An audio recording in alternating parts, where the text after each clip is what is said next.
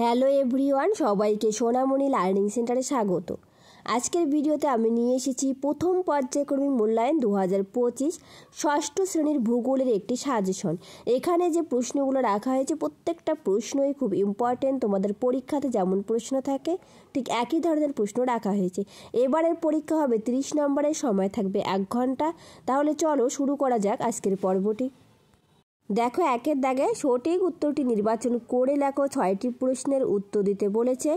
1 বলেছে সৌরজগতের শীতলতম গ্রহ, সঠিক উত্তরটি হবে ইউরেনাস। পরের প্রশ্নে 1-2 ভারতের প্রমাণ সময় ধরা হয় কলকাতা, বেঙ্গালুরু নাকি এলাহাবাদে নাকি মুম্বাইয়ের স্থানীয় সময়কে। সঠিক উত্তরটি হবে এলাহাবাদের স্থানীয় সময়কে ভারতের প্রমাণ সময় ধরা হয়।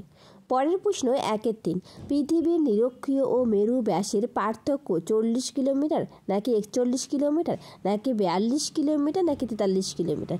সঠিক উত্তরটি হবে 42 কিলোমিটার পৃথিবীর নিরক্ষীয় ও মেরু ব্যাসের মধ্যে পার্থক্য। পরের প্রশ্ন 1-4 আকাশগঙ্গা হলো একটি নীহারিকা ছায়াপথ নাকি গ্রহাণুপুঞ্জ। সঠিক উত্তরটি হবে আকাশগঙ্গা হলো একটি ছায়াপথ।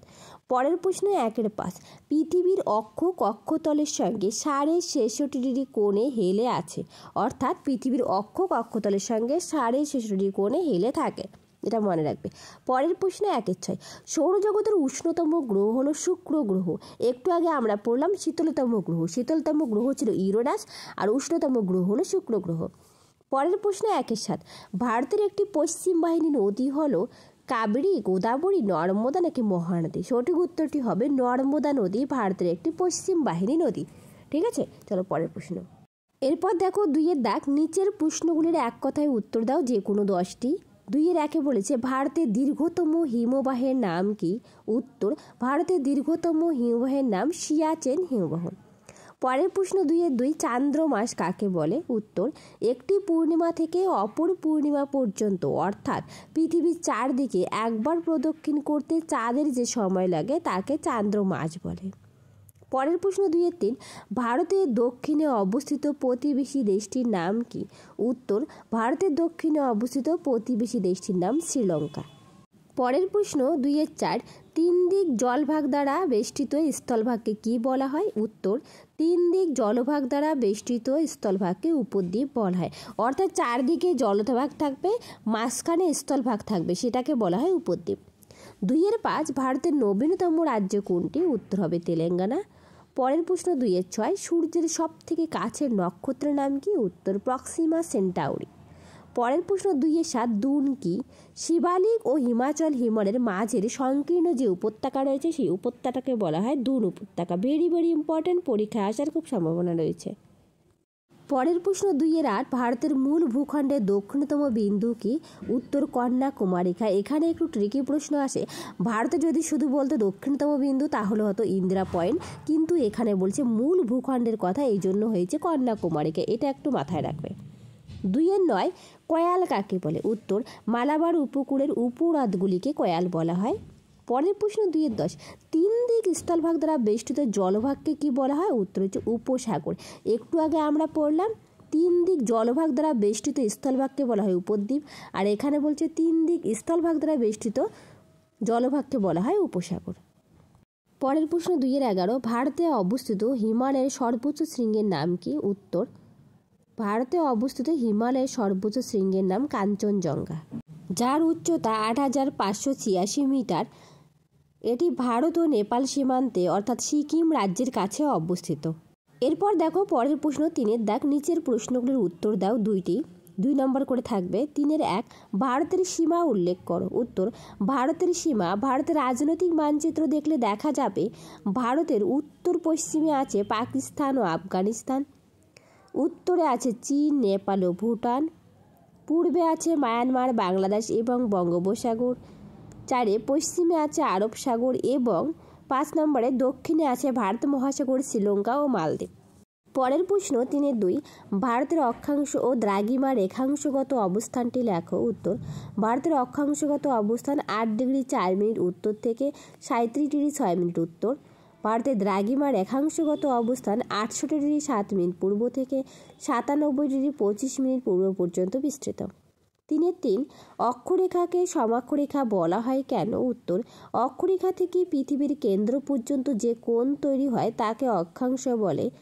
যে কোনো একটি অক্ষরেখা যেখানে থেকে মাপা হোক না কেন অক্ষাংশ সমান হয়, তাই অক্ষরেখাকে সমাক্ষরেখা বলা হয়। ভেরি ভেরি ইম্পর্টেন্ট এই প্রশ্নটা।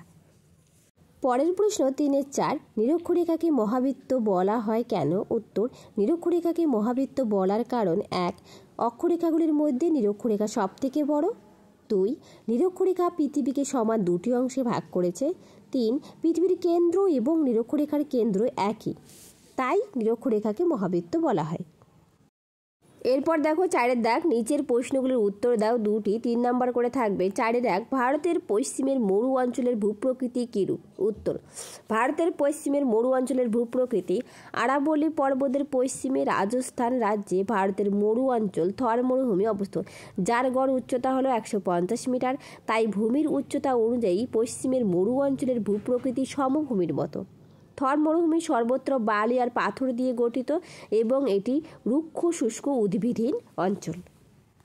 পরের প্রশ্ন 4-2 জিওড বলতে কি বোঝো? উত্তর, জিওড শব্দের অর্থ হলো পৃথিবীর মতো দেখতে বা পৃথিবীর মতো। পৃথিবী নিজের অক্ষের চারদিকে অনেক দ্রুত ঘোরে বলে উপর নিচ কিছুটা চাপা আর মাঝ বরাবর কিছুটা স্ফীত। তাই পৃথিবী পুরোপুরি গোল নয়।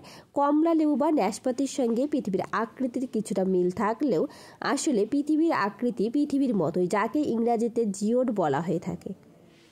চলো পরের প্রশ্ন। পরের প্রশ্ন 4-3 উষা ও গোধূলি বলতে কি বোঝো?